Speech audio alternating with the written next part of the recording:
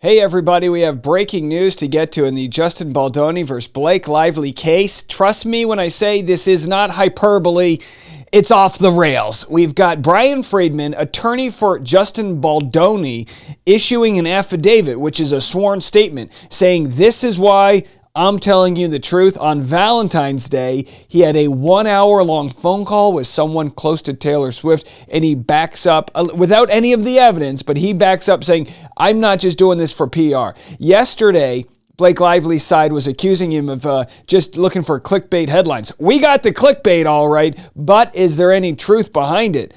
Justin Baldoni's lawyer speaks, and it happens right now.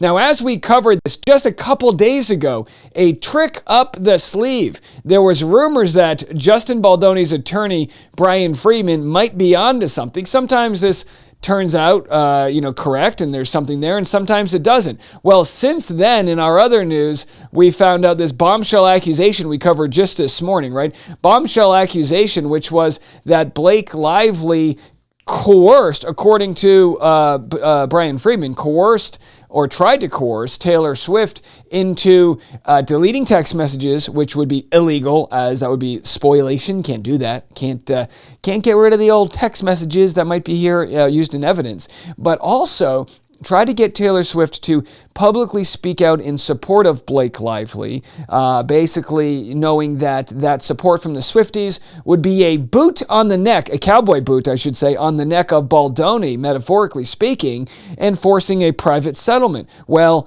Taylor Swift didn't do that. My guess is she looked at the evidence and said, I'm not willing to hitch my trailer to your pony. Is that how the saying goes? Who knows? All right, so I'm going to dive right into it right now. We've got basically an affidavit I'm going to read, but first a response to the judge from Justin Baldoni's side. This is fascinating to see this play out so quickly, right? So after Baldoni made the accusations, Michael Gottlieb, or I should say his law firm for Blake Lively, responded saying this is sensational. Where's the proof? X, Y, and Z. Taylor Lorenz just tweeted. If we go to Twitter right here, we'll see Taylor Lorenz tweeted, this is ridiculous. Where's the evidence? And of course, that's the point of the subpoena, right? You got to get the evidence. But here we have her responding, and I was going to respond, but I decided not to. I don't want any more beefs out there. She said, "What in she reposts so much." Anyway, it's in here. She basically said, "I can't believe they're sharing this without any evidence. Where's the proof?" Now, of course, the proof comes from the subpoena. But as far as right now, she says, so Brian Friedman is making these claims with zero evidence to back it up. Just that anonymous source told him, please be for real. Come back with receipts or STFU. And Brian Friedman said, hold my morning cold brew. Here's what he wrote to the judge. We write in response to the letter motion to strike filed by plaintiff consolidated defendant Blake Lively.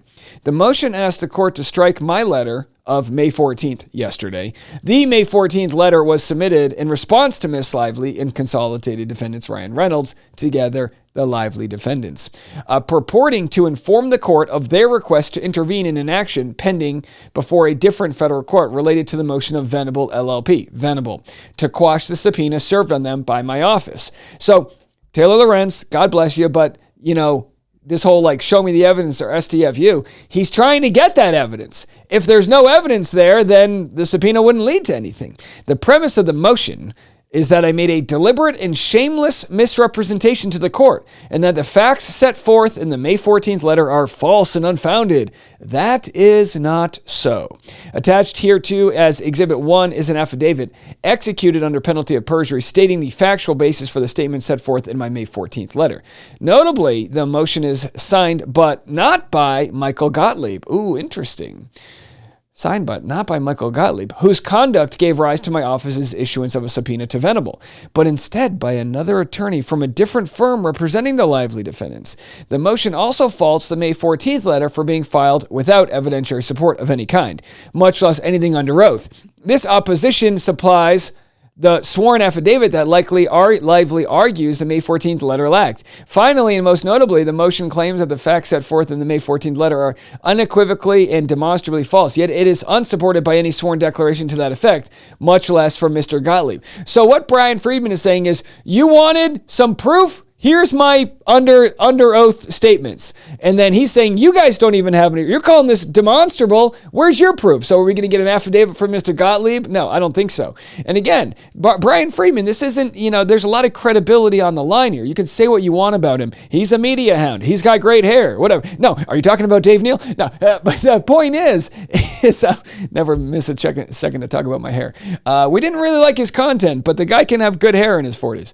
So the idea that Brian Friedman would lie under oath for anybody at this point in his career is ludicrous. Luda! The motion further contends that the May 14th letter was improper because it does not seek any form of relief, is irrelevant to any motion currently pending before the court, and serves no legitimate purpose. Of course, the same could be said of the Lively defendant's May 13th letter, which Miss Lively claims to have submitted as a courtesy, in which she did not ask the court to take any action. And she was just writing to the court, hey, I wanted to let you know I'm doing okay. Mother's Day was nice.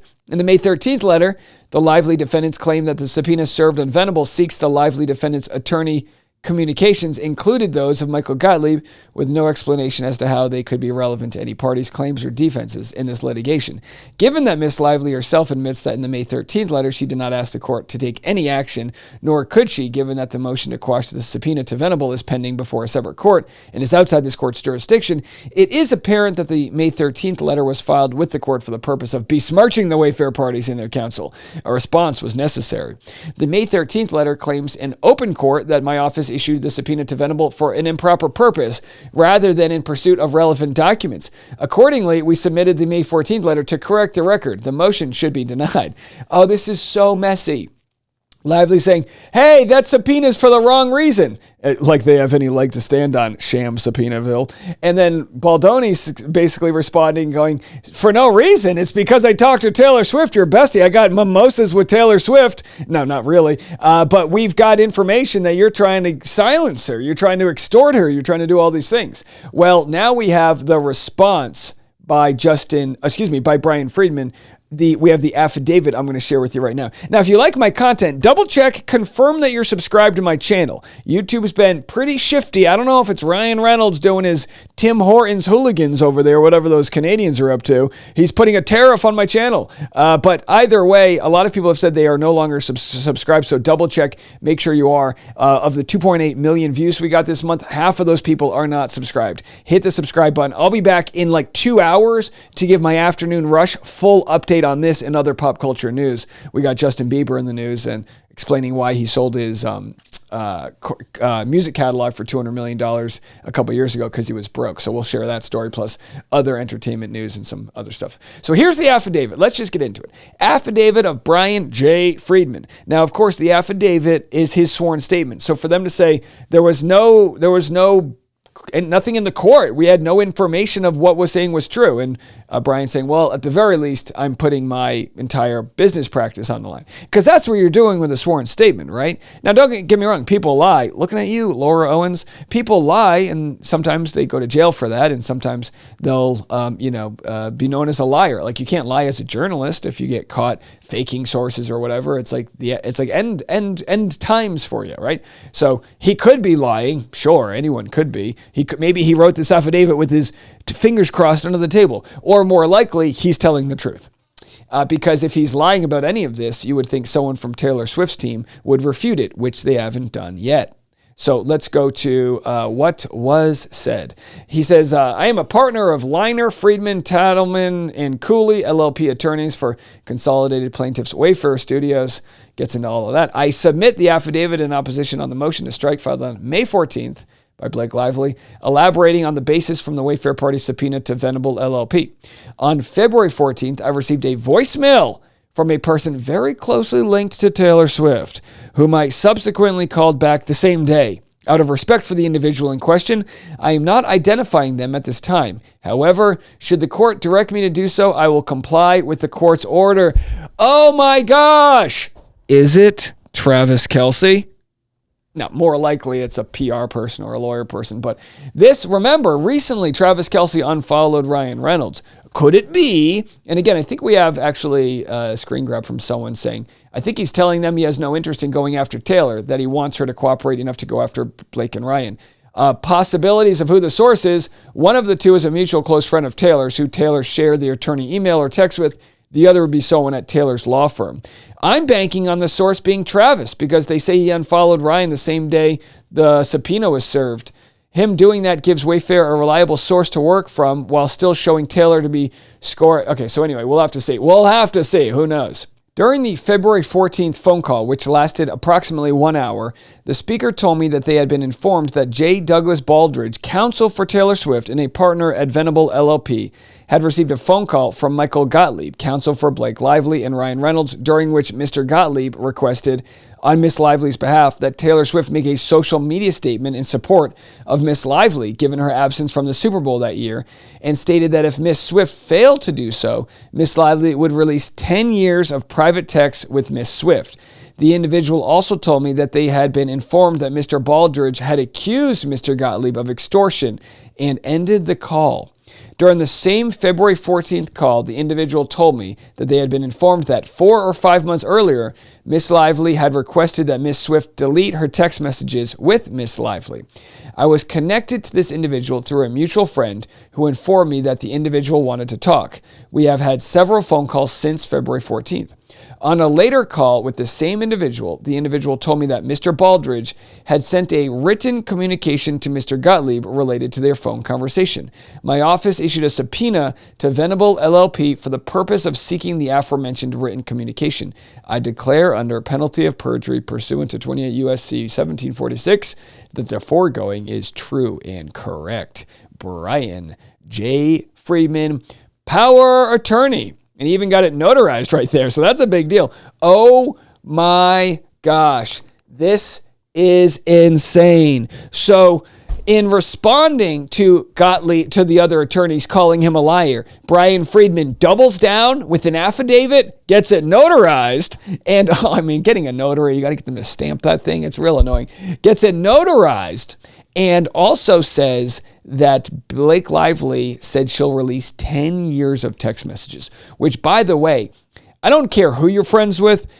You know, what you said 10 years ago is not what you're saying today. Who knows the type of trash talking they were doing to each other, personal messages, ex-boyfriends. I mean, if these text messages ever did come out, it would be absolutely insane. Nobody would want that to come out. But also, it would be a nuke bomb by Blake Lively to do that, right? This would end her friendship. But again, at this point, when you're in her shoes, if you're the type of person that would do something like this, you're there to save face. And even if that means burning bridges with a Taylor Swift, you'll do that. Now, I'm telling you right now, whether you listen to Taylor Swift or not, she's going to be dropping some Easter eggs in upcoming songs. I tell you that. Anyhow, this is fascinating. We're going to have more on this story. This is a breaking news update. So check out the Afternoon Rush. You can get that anywhere you listen to podcasts. Say you're driving home from work and you can't watch on YouTube, Spotify, Apple, wherever you want to check it out. I will be there to continue to cover this insane story. Insane in the membrane. Insane in the brain. All right, that's it for me. We'll be back in a little bit. I'm Dave. This is The Rush.